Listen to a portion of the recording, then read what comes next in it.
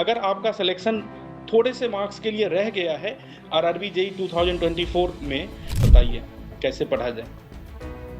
Sir देखो, जैसे जो मैंने तैयारी करी थी, मतलब स्टार्टिंग में मैंने सिटी है वहाँ पर मुश्किल भी हो सकता है, तो बहुत सारे स्टूडेंट्स भी ऐसा पूछते रहते हैं कि सर वहाँ से बहुत बड़ी लर्निंग मिलती है। ठीक है, इनफैक्ट अगर आप क्लासेस से 50-60% चीज़ें लर्न करते हैं, बाकी 30-40% चीज़ें आप वहीं। उसके बाद मैंने मतलब कम से कम उसके सर 50 मॉक टेस्ट दिए थे, फुल मॉक टेस्ट, मतलब डेली एक मॉक। CBT2 के लिए क्या गाइड करना चाहेंगे, कैसे वो लोग प्रिपरेशन करें आरआरबी जेई CBT2 में? क्या क्वेश्चन टफ तो नहीं आते हैं आरआरबी जेई के? कहा जाता है हार कर जीतने वाले को बाजीगर कहते हैं, और अभी हमारे साथ जुड़े हुए हैं एक ऐसे ही बाजीगर, दीपक मिटान। दीपक मिटान, आरआरबी जेई का जब रिजल्ट आया इस बार, आरआरबी जेई 2024 का CBT2 का रिजल्ट आया, उसमें देखा कि दीपक मितान का सिलेक्शन नहीं हुआ। कुछ मार्क्स से सिलेक्शन रह गए थे, मे बी 0.5 0.25, जो कुछ भी होगा वो तो दीपक खुद बताएंगे यहाँ पर। तो ये बहुत उदास हो गए थे और इन्हें लगा कि सर, इन्होंने मैसेज किया कि सर मेरा सिलेक्शन नहीं हो पाया। हमने कहा कोई बात नहीं, आरआरबी जेई की फिर वैकेंसी आएगी, वहां पर प्रिपरेशन कर लेंगे। लेकिन अचानक से कल दीपक का मैसेज आया और उन्होंने कहा कि sir RRB JE Chandigarh zone की सेकेंड लिस्ट आ गई है और इसमें मेरा नाम दूसरे नंबर पर है। तो फिर मैंने चेक किया, मैंने कहा बिल्कुल भाई। तो दीपक अभी मेरे साथ जुड़े हुए हैं। दीपक, आपको कैसा लगा जब आपने देखा कि रिजल्ट दोबारा आया, सेकेंड लिस्ट में आपका नाम मिला, वो भी दूसरे ही नंबर पर आपका रोल नंबर मिला? सर बहुत ज्यादा खुशी हुई देख के, क्योंकि पहले एक बार जब रिजल्ट नहीं आ पाया था सर, मैंने आपको भी मैसेज किया, लॉरेंस सर थे उनको भी मैसेज किया कि सर कहीं ना कहीं मतलब या तो मेरी तैयारी में कुछ दिक्कत रह गई, या फिर सर थोड़ा मुझे ऐसा भी लगा था कि सिलेबस पूरा नहीं हुआ है, लेकिन वो बस मुझे लग रहा था वो, लेकिन कहीं ना कहीं सर भगवान यही चाह रहा था कि चलो थोड़ा सा लेट हो जाएगा, लेकिन नाम कहीं ना कहीं आ गया सर मेरा। तो इससे बहुत ज्यादा खुशी हुई सर। चलो, तो रिजल्ट आया तो घर में किनको बताया पहले? सबसे पहले मेरी मम्मी को बताया सर, फिर पापा को बताया। अच्छा। हाँ जी, हाँ जी। तो चलिए दीपक, आपको मेरी ओर से भी बहुत बहुत बधाई, पूरे पीडब्ल्यू फैमिली की तरफ से आपको बहुत बहुत बधाई। और आप भी ऑलरेडी पीडब्ल्यू फैमिली का हिस्सा ही हो, क्योंकि आप लगातार आरआरबी जेई एक्सप्रेस बैच में जुड़े हुए थे हम लोगों के साथ, और आपके डाउट्स भी आते रहते थे। हम लोग इनफैक्ट टेलीग्राम चैनल्स पर भी आपका डाउट एड्रेस करते थे। तो जितने भी स्टूडेंट्स यहाँ पर सेशन को देख रहे हैं, मेरे भाई, अगर आपका सिलेक्शन थोड़े से मार्क्स के लिए रह गया है आरआरबी जेई 2024 में, तो हो सकता है कि आपके जोन का भी सेकंड लिस्ट आए। तो आपको थोड़ा सा इंतजार करना है, साथ साथ अपनी पढ़ाई जारी रखिए। तो दीपक, अब बताइए, यहाँ पर सारे स्टूडेंट्स आपसे ये जानना चाहते हैं कि आरआरबी जेई CBT1 और CBT2, तो मेरे भाई CBT1 की तैयारी कैसे करें? पहले आरआरबी जेई CBT1 के बारे में थोड़ा सा बताइए, कैसे पढ़ा जाए। सर देखो, जैसे जो मैंने तैयारी करी थी, मतलब स्टार्टिंग में मैंने मार्च अप्रैल में ही बैच ले लिया था 2024 में। तो कि मैंने मतलब कोई कई वीडियो देखी थी, पीडब्ल्यू की बहुत सारी वीडियो देखी थी, उनमें बोल रहे थे कि कम से कम 1 साल तो चाहिए, मतलब एक प्रिपरेशन करने के लिए 1 साल कम से कम चाहिए। और इससे पहले सर मैंने कभी मतलब ऐसे गवर्नमेंट एग्जाम दिए भी नहीं थे, पहली बार ही मेरा अटेम्प्ट था।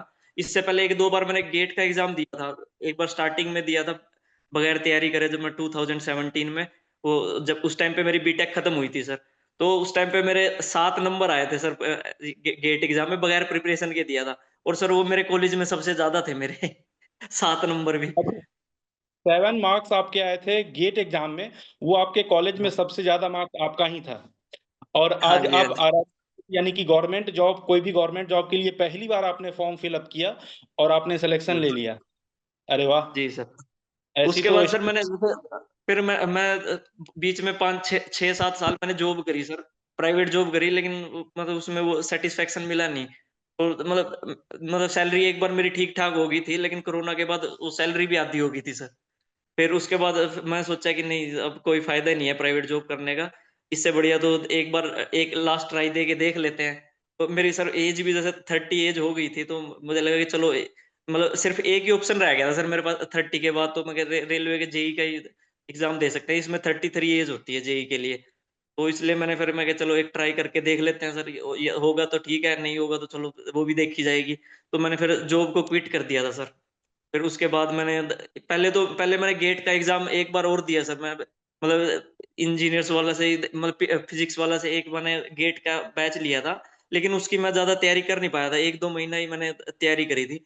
तो उस टाइम पे मेरे 19 मार्क्स आए थे सर। तो मुझे लगा कि नहीं मैं कर सकता हूँ कुछ, तो एक बार देख लेते हैं ट्राई करके। ऐसे ही एग्ज़ाम दे दिया था सर मैंने कि भाई चलो कोई नहीं, देखी जाएगी, एक बार दे के देख लेते हैं क्या होता है। फिर उसके बाद मैंने आपका ये जब आपने बैच अनाउंस किया था, अप्रैल में अनाउंस किया था सर एक्सप्रेस बैच। तो उसी टाइम मैंने बैच मैं कहा चलो एक बार कर लेते हैं, पूरी एक बार डेडिकेटेड तरीके से दे के देख लेते हैं पेपर को। तो फिर मैंने उसी टाइम से स्टार्ट कर दिया था सर। और मैं ज़्यादा नहीं, 6 घंटे तक की प्रिपरेशन करता था, 6 घंटे पढ़ता था डेली का। तो मतलब ऐसे ही के लेके चलता था सर मैं इसको, कि भाई चलो मान लो कि ये मेरी एक तरह से जॉब है, मैं जॉब कर रहा हूँ 6 घंटे तक, मैं जो भी कर रहा हूँ। तो वैसे ही उसको हर रोज़ जैसे 3 या 4 वीडियो होती, मतलब 3-4 सब्जेक्ट लेके चलते थे हमेशा, और लाइव क्लास देखता था सर मैं सारी। अच्छा, तो आप तो वैसे हाँ, इलेक्ट्रॉनिक्स इंजीनियरिंग बैकग्राउंड से हैं, आपका सिलेक्शन भी इलेक्ट्रॉनिक्स इंजीनियरिंग डिपार्टमेंट में ही हुआ है रेलवे में। तो मेरे हाँ भाई सर। जॉब छोड़ना भी एक रिस्क भी माना जाता है कहीं न कहीं, क्योंकि आप एक जॉब प्राइवेट जॉब भी कर रहे हैं। आपने जॉब छोड़ दिया, हो सकता है उसके बाद अगर आप दूसरी दूसरी बार फिर से उस कंपनी में जॉइन करना चाहें या किसी दूसरी कंपनी में जॉब सर्च करें तो थोड़ा-सा मुश्किल भी आपके लिए हो सकता है। हालाँकि एक्सपीरियंस है, फिर भी अभी जो जॉब की स्कार्सिटी है वहाँ पर मुश्किल भी हो सकता है। तो बहुत सारे स्टूडेंट्स भी ऐसा पूछते रहते हैं कि सर हम क्या करें? हम भी जॉब कर रहे हैं सर, जॉब करते हुए मुझे पढ़ने का समय नहीं मिल पा रहा है, तो हम क्या करें? जॉब छोड़ सकते हैं, नहीं छोड़ सकते हैं? सर रिस्क है। तो मेरे भाई रिस्क तो रहता है, लेकिन दीपक का देखिए, चूँकि दीपक ने क्या किया कि इन्हें लगा कि भाई जॉब करने में तो वहाँ मेहनत करनी ही पड़ रही थी, तो ये 6-7 घंटे लगातार जॉब की तरह ही पढ़ाई भी करते रहे, ठीक है? तो दीपक अब थोड़ा-सा सीबीटी 1 के बारे में फिर से बताइए कि सीबीटी 1 का जो इसके जितने पेपर्स हैं, तो यहाँ पर आपको कैसे आपने पूरा पेपर्स को कमांड किया और सीबीटी 1 में कितना कॉन्फिडेंस था जब आप पेपर देने के लिए जा रहे थे आरआरबी जेईई सीबीटी 1 का? सर स्टार्टिंग में तो बस यही था, मैं जितने भी लाइव लेक्चर होते थे सारे लाइव लेक्चर करता था।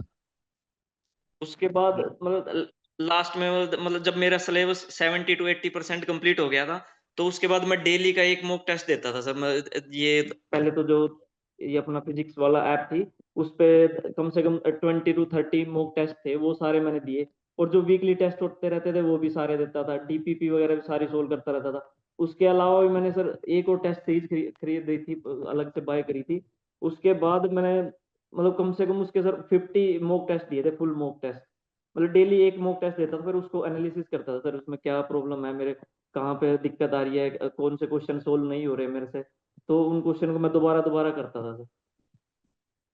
अच्छा, फिर अब ये हाँ बताइए कि इलेक्ट्रॉनिक्स इंजीनियरिंग के जो जितने भी पेपर्स आपके थे, तो इलेक्ट्रॉनिक्स इंजीनियरिंग के जो स्टूडेंट्स हैं उनको आप CBT two RRB JEE CBT 2 के लिए क्या गाइड करना चाहेंगे? कैसे वो लोग प्रिपरेशन करें आरआरबी जेईई सीबीटी 2 में? क्या क्वेश्चंस टफ तो नहीं आते हैं आरआरबी जेईई के इलेक्ट्रॉनिक्स के? सर, क्वेश्चन टफ नहीं आते, इतने क्वेश्चन टफ नहीं आते, बस ये है कि सिलेबस बहुत बड़ा है सर। बस वो सिलेबस कवर करना मुश्किल हो जाता है थोड़ा सा। अच्छा। और इतना कुछ है नहीं सर, अगर 6 से 7 घंटे आप डेली के दे रहे हो तो कोई ज्यादा मुझे ऐसा मुश्किल लगा नहीं कि भाई हाँ, इतना ज्यादा कुछ मुश्किल है। क्योंकि सर मैं जब मतलब 2017 में मेरी बीटेक कंप्लीट हो गई थी, तो उस टाइम तक या हमारे जैसे गांव में भी कोई भी ऐसे गवर्नमेंट जॉब किसी को मिली नहीं थी। तो मेरे दिमाग में भी यही रहता था कि नहीं यार, गवर्नमेंट जॉब मिलना तो बहुत ज्यादा मुश्किल चीज है, हम मैं तो नहीं कर पाऊंगा इसका। तो इसलिए मैं कहा चलो प्राइवेट जॉब ही करते रहते हैं, प्राइवेट में ही कर लेंगे, देखी जाएगी जो होगा। मगर गवर्नमेंट जॉब तो हमारी किस्मत में कहाँ है। लेकिन फिर मेरा एक फ्रेंड था, उसको पुलिस में जॉब मिल गई थी, गवर्नमेंट जॉब। तो फिर उसके बाद मुझे थोड़ा सा कॉन्फिडेंस आया कि नहीं, अगर मेरा दोस्त कर सकता है तो मैं भी कर ही सकता हूँ। तो उसके बाद मैंने सर प्रिपरेशन स्टार्ट करी थी। अच्छा दीपक, तो चलिए अब अपने दोस्त की भी अगर आपने बात कर दी, तो आप थोड़ा-सा ये जी। बता दीजिए कि आपका स्टार्टिंग का एजुकेशन स्कूलिंग कहाँ से किए थे? आप कहाँ से बिलॉन्ग करते हैं? और किस तरह से आपने मतलब 12th क्लास की पढ़ाई की, उसके बाद आपने बीटेक करने का क्यों सोचा? क्या मोटिवेशन था? और बीटेक करने के बाद फाइनली हालाँकि सक्सेस तो आपको मिल ही चुका है। तो थोड़ा-सा स्टूडेंट्स आपका बाकी के जो भी लोग देख रहे हैं, वो आपकी इस जर्नी को भी थोड़े से जानना चाहते हैं डिटेल में। सर मैं हरियाणा पानीपत से बिलोंग करता हूँ, मेरी स्कूलिंग सर पानीपत में ही हुई थी। फिर उसके बाद यहाँ पे गवर्नमेंट कॉलेज है, वहां से मैंने पॉलिटेक्निक की थी, 12th नहीं करी सर, पॉलिटेक्निक करी थी डिप्लोमा। उसके बाद फिर बीटेक करी थी सर मैंने। अच्छा। तो जी सर। आपका घर भी हरियाणा है और आपने चंडीगढ़ ज़ोन से अप्लाई किया। तो जी स्टूडेंट्स सर। कई बार कंफ्यूज रहते हैं कि किस जोन से अप्लाई क्या करें। तो आप कंफ्यूज नहीं हुए थे अप्लाई करते टाइम कि हमें चंडीगढ़ जोन से अप्लाई करें या कहीं अदर जोन से अप्लाई करें जहां पर ज्यादा सीटें हैं? सर एक बार मैंने सोचा था कि चलो जैसे मुंबई और कोलकाता में ज्यादा सीटें थी, तो मुझे लगा कि वहां से मुझे फिल करना चाहिए, लेकिन फिर बाद में मुझे ख्याल आया कि इतनी दूर जाके क्या पता मेरे से जॉब हो भी पाए नहीं भी हो पाए। तो इसलिए मैं अपना घर को ही चूज करता हूँ, देखी जाएगी, अगर होना होगा तो यहाँ पे भी हो जाएगा, नहीं तो फिर। लेकिन सर मुझे ऐसा कॉन्फिडेंस था थोड़ा सा कि हाँ मैं कर सकता हूँ, और मैं करूंगा तो यहीं से चंडीगढ़ से ही करूंगा। अच्छा, ये तो बहुत अच्छी बात है क्योंकि यार जब आरआरबी जेई की वैकेंसी निकलती है तो स्टूडेंट्स सोचते भी रहते हैं कि किस जोन से अप्लाई करें, कहाँ पर कम सीटें हैं, ज़्यादा सीटें हैं। और आपने बहुत क्विक डिसीजन लिया कि हमें अपने जो होम स्टेट के जोन है वहीं से हम अप्लाई कर दें और आपको वहीं पर जॉब करनी है, बाहर जाकर जॉब नहीं करनी है। चलो ये तो बहुत अच्छा हुआ, वहां पर आपने डिसीजन ले लिया। ठीक है। और आप कह रहे हैं दीपक बार बार मॉक टेस्ट के बारे में कह रहे हैं कि आप बहुत ज्यादा मॉक टेस्ट अटेम्प्ट करते थे। और ये कहीं ना कहीं जी हम लोग भी स्टूडेंट्स को गाइड करते हैं कि जब भी आप प्रिपरेशन कर रहे हो तो हमारे क्लासेस तो आप अटेंड करिए ही, डीपीपीज हमारे सॉल्व कीजिए। उसके अलावा जितने मॉक टेस्ट हो सके, जितने अधिक से अधिक क्वेश्चंस प्रैक्टिस कर सकें, वहां से बहुत बड़ी लर्निंग मिलती है। ठीक है। इनफैक्ट अगर आप क्लासेस से 50-60% चीजें लर्न करते हैं, बाकी 30-40% चीजें आप वहीं से लर्न करते हैं, जितना अधिक क्वेश्चंस की प्रैक्टिस करते हैं वहां से आपकी लर्निंग होती है। तो दीपक फाइनली अब आप आपका डॉक्यूमेंट वेरिफिकेशन होगा और फिर आपकी ज्वाइनिंग होगी रेलवे में। तो कहीं न कहीं आप जो भी मन बना रखे होंगे कि आपको फिर से आरआरबी जेईई 2025 का प्रिपरेशन करना पड़ेगा, लेकिन अब तो आपकी बहुत ही चलो बहुत अच्छा हुआ आपके लिए कि अब तो आपको शायद रेलवे जेईई का फॉर्म भी नहीं फिलअप करना पड़ेगा। अब तो नहीं अप्लाई करोगे ना? जी। नहीं सर, सर मैंने तो अब बैच भी ले लिया था, सब कुछ मैं दोबारा से पढ़ना स्टार्ट भी कर दिया था सर मैंने। आपका आरआरबी जेईई एक्सप्रेस बैच था ना यहाँ पर, या एक्सप्रेस 2.0 था? 2.0 था सर। अच्छा। तो जी। चलो और कुछ बताना चाहेंगे दीपक स्टूडेंट्स को, क्योंकि दरअसल स्टूडेंट्स को यार बहुत समस्याएं होती हैं। उन्हें कभी कई बार कुछ स्टूडेंट्स ऐसे रहते हैं जिन्हें नॉन टेक्निकल टफ लगता है। कुछ स्टूडेंट्स ऐसे हैं जिन्हें कि नॉन टेक्निकल आसान लगता है, टेक्निकल टफ लगता है। आप बताइए कि आपको नॉन टेक्निकल और टेक्निकल में कौन सा टफ लगता है ज्यादा, कौन सा आसान लगता है, और उसका कारण सहित बताइए यहाँ पर। सर पहले तो मुझे सर सब कुछ मुश्किल ही लगता था, लेकिन फिर मैंने सर जैसे आपका ये पीडब्ल्यू का बैच लिया, उसके बाद मुझे सारी चीजें मतलब समझ में आने लगी। तो मुझे पहली बार ऐसा लगा कि यार मैं जो अपने बीटेक में जो मैंने पढ़ाई करी, डिप्लोमा में जो मैंने पढ़ा, या फिर मैं 10th तक भी जो पढ़ा, मैं वो तो मैंने कुछ ध्यान से पढ़ा ही नहीं था। जैसे लोग सर हैं, जैसे ट्रिक्स ट्रिक्स के साथ साथ क्वेश्चन, मतलब आप आपसे सिर्फ मैंने मटेरियल साइंस ही पढ़ा है सर। और इतना जैसे उसमें हाँ। तो इतने डाउट वगैरह थे भी नहीं। जैसे लॉरेंस सर है, लॉरेंस सर से मैं तो हर रोज ही डाउट पूछता रहता, कुछ ना कुछ मैसेज करता ही रहता था लॉरेंस सर को। और वो उन्होंने कभी भी ऐसा नहीं कि भाई ऐसे ही छोड़ दिया, हर बार वो रिप्लाई करते थे। ऐसे ही कृष्णा सर है, कृष्णा सर भी मतलब हर हर एक डाउट पर रिप्लाई करते थे। उन ज्यादा सब्जेक्ट तो चलिए सर मैंने ये कृष्णा सर और तो लॉरेंस सर से ही पढ़े थे। हाँ बिल्कुल। ये तो खैर हम लोगों का है कि हम लोगों के इसको अगर स्टूडेंट्स मैसेज करते हैं टेलीग्राम पर, अगर डाउट पूछते हैं, पीडब्ल्यू का डाउट इंजन तो है ही, साथ साथ जी टेलीग्राम चैनल पर भी अगर कोई स्टूडेंट्स डाउट पूछते हैं तो वहां पर हम लोग उस डाउट्स को एक्सप्लेन करने का प्रयास करते ही हैं और कहीं ना कहीं रिप्लाई करते ही हैं।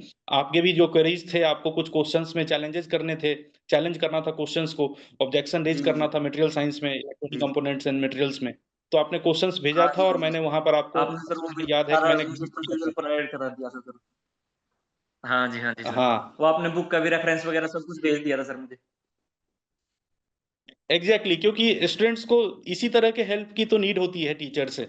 अगर क्वेश्चंस में कहीं पर भी कोई डाउट्स रह गए हैं, गलत क्वेश्चंस पूछे गए हैं, तो ऑब्जेक्शंस रेज किया जाए, तो वहां पर क्या सोर्सेज यूज किए जाएं, तो वो सब तो खैर टीचर्स आपको अच्छे से गाइड कर सकते हैं। चलो भाई, हमने आपको उस चीज के लिए गाइड किया। मैं यहाँ पर बाकी जितने भी उसका स्टूडेंट्स हैं उनको मैं बेनिफिट भी यही मिला सर कहना मतलब। चाहूंगा। अच्छा, बेनिफिट मिला उसका, चलिए उसका ये तो बहुत अच्छी मेरा बात जो है। मैंने ऑब्जेक्शन किया था सर, उसका मुझे मार्क्स मिला बाद में। नहीं तो उन्होंने पहले गलत कर रखा था मेरा क्वेश्चन, लेकिन आपने फिर वो रेफरेंस दिया मैंने, उसके बाद मेरा क्वेश्चन सही भी कर दिया सर। जो फेरोमैग्नेटिक मटेरियल वाला क्वेश्चन था ना, जो फेरोमैग्नेटिक और एक ऑप्शन आपको दिए गए थे, और हाँ जी सर, चलिए वही ये तो वाला। बहुत soft soft magnetic material. Yes. तो सॉफ्ट, हाँ जी हाँ जी हाँ। वो हाइस्ट्रेसिस एग्जैक्टली। और लॉस मुझे वाला था सर। और मुझे याद है कि मैंने वहां पर एसपी सेट की जो किताब है मटेरियल साइंस की, जिससे जिसे मैं पढ़ाने के हाँ लिए भी काफी कुछ पढ़ता हूँ वहां से, एसपी सेट की किताब से। तो वो बहुत ही अच्छी किताब है, और वहां से मैंने उस बुक का डायरेक्ट आपको रेफरेंस दिया था, उस पेज का मैंने स्नैप लेकर आपको भेजा था कि भाई यहाँ पर देख लो, इससे आप ऑब्जेक्शन रेज कर सकते जी हो। चलो, बहुत अच्छी बात है। दीपक, मुझे सच में बहुत खुशी हुई, और मैं फिर से आपको और आपके परिवार के सभी सदस्यों को बहुत बहुत बधाई देता हूँ, शुभकामनाएं देता हूँ। ठीक है। क्योंकि यार, जब आपका सिलेक्शन होता है तो आपके घर के भी सारे लोग बहुत खुश होते हैं, साथ साथ आपके जी फैकल्टी जी मेंबर्स भी खुश होते हैं। हम लोग भी बहुत हाँ खुश हैं, बहुत प्रसन्न हैं। और मुझे तो बहुत हाँ अच्छा लगा आपने जैसे ही रिजल्ट शेयर किया था, सच बता रहा हूँ। मैं उसमें क्लास जी ले रहा था, अचानक से पता नहीं मेरा फोन पर चला गया था मेरा हाथ, और मैं देखा कि टेलीग्राम पर एक मैसेज पड़ा हुआ है, तो मैंने देखा कि आपका मैसेज आया कि सर, मेरा सेकंड लिस्ट में क्लियर हो गया आरआरबी जेईई में। मैंने कहा बहुत अच्छी बात है। तो हाँ दीपक, बहुत अच्छा लगा आपसे जुड़ के। और मुझे लगता है कि ये जी सारे स्टूडेंट्स के लिए भी एक बहुत ही कहीं न कहीं अच्छा मैसेज है कि आप देख सकते हो कि जहाँ पर लोग निराश हो जाते हैं रिजल्ट आने के बाद कि सर मेरा सिलेक्शन नहीं हुआ, आप देख सकते हो जी आरआरबी जेईई का सेकंड लिस्ट भी आ गया चंडीगढ़ ज़ोन का। मैं ये भी नहीं कहूँगा जी कि सारे ज़ोन के ही सेकंड लिस्ट आएँगे। देखो, अगर कोई स्टूडेंट्स वहाँ पर नहीं जॉइन करते हैं, कैंडिडेट्स नहीं जॉइन करते हैं, तभी आपको वो ज़ोन से दूसरा लिस्ट जारी किया और जाता है। तो हम हाँ तो जी यही उम्मीद करेंगे कि ज़्यादा से ज़्यादा स्टूडेंट्स का और सेकंड लिस्ट में भी सिलेक्शन हो। आरआरबी जेईई के जी हर एक ज़ोन का सेकंड लिस्ट आए, जिससे कि हमारे ज़्यादा से ज़्यादा स्टूडेंट सेलेक्ट हो पाए। तो चलिए दीपक, बहुत अच्छा लगा। Thank you so much for attending this interview session, joining this interview thank session. You thank you thank you.